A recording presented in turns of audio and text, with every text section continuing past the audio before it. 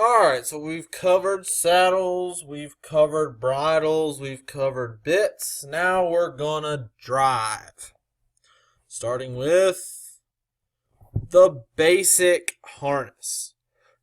There's a lot of different parts here, and I'm not gonna read them all out, but if you want to, pause the video and do that yourself. Okay, moving on. The biggest or most important ones that I want you to know from the driving harness, or the parts that is, are the blinkers on the driving bridle and the surcingle or driving saddle. Another fun tidbit about a driving harness is a piece of equipment called pacing hobbles or Indiana pants, which are used on harness racing horses to keep pacing horses in stride and not have them break out of their pace. Next, we have a draft harness. Again, lots and lots of parts here, and I'll let you read them on your own time. Okay.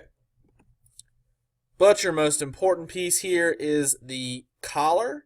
In draft harness, the horses are pushing and pressing into the collar to pull heavier wagons and objects and things. And that's done so through this padded collar. Alright, now we're going to talk about hitches. Now, if you're just going to drive one horse, that of course would be a single. Moving up to two horses driving a pair when it's side by side or abreast. But you can also drive two horses in line with each other, and that is called a tandem. Getting a little more difficult, we're now going to have three abreast, which is three horses side by side. But this is also known as a troika, which is a Russian configuration. It is important to note that this particular harness is designed to have a single trotting horse in the number 2 slot, and then the number 1 and number 3 horses are supposed to canter on the right and left lead with their heads cocked to the outside like that. You can also have a unicorn hitch, which will have one horse in front and then two horses behind. Or if you're feeling very ambitious, you can have three in a row and drive a random hitch.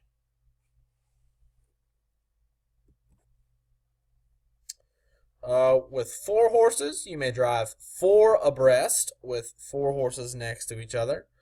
This might also be more useful in a draft situation, pulling heavy loads and things like that.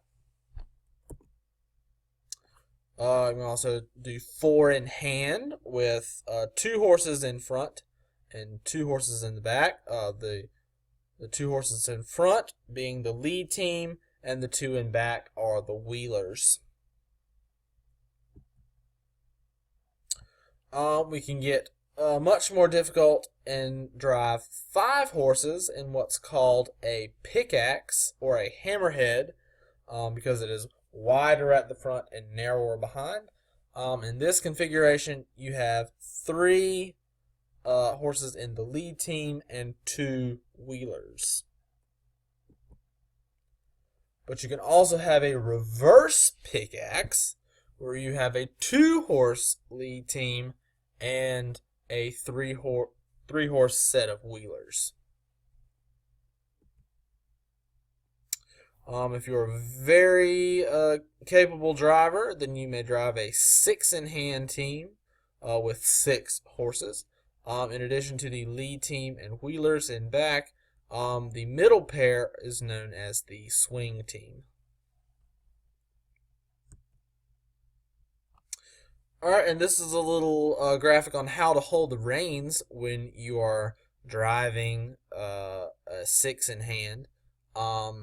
In your right hand, you would hold the off lead, off swing, and off wheel. And in your left hand, you would hold the near lead, near swing, and near wheeler. More advanced still, the 8 in hand. You'll have 2 sets of swing teams. And then the very extravagant 40 in hand.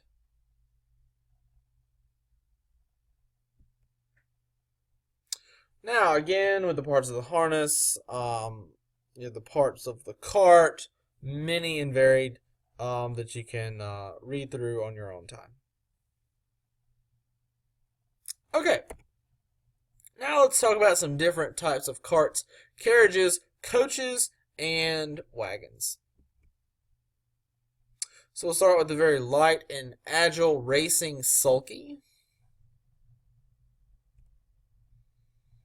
And then the two-wheeled pleasure cart used for showing. Followed by a gig, trap, the sleigh, a Meadowbrook, a popular model for the casual carriage driver, the dog cart, a fine harness buggy, which is a four-wheeled vehicle used for showing, especially for the fine harness American Saddlebred, fine harness Frisian, and the park driving Morgans. If you're showing a harness pony or a hackney pony, then you would show in this vehicle known as a Viceroy. Then we have the Cabriolet, a hansom cab, which is a two-wheeled vehicle where the passengers sit within the vehicle and the driver sits in an elevated seat on the back of the vehicle, and the reins run over the top. We have the Barouchet,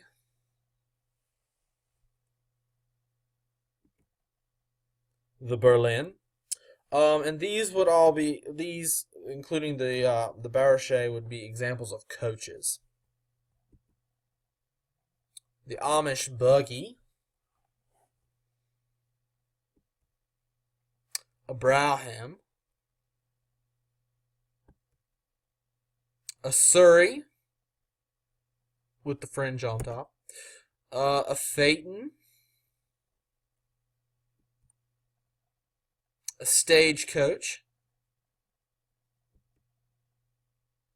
a covered wagon,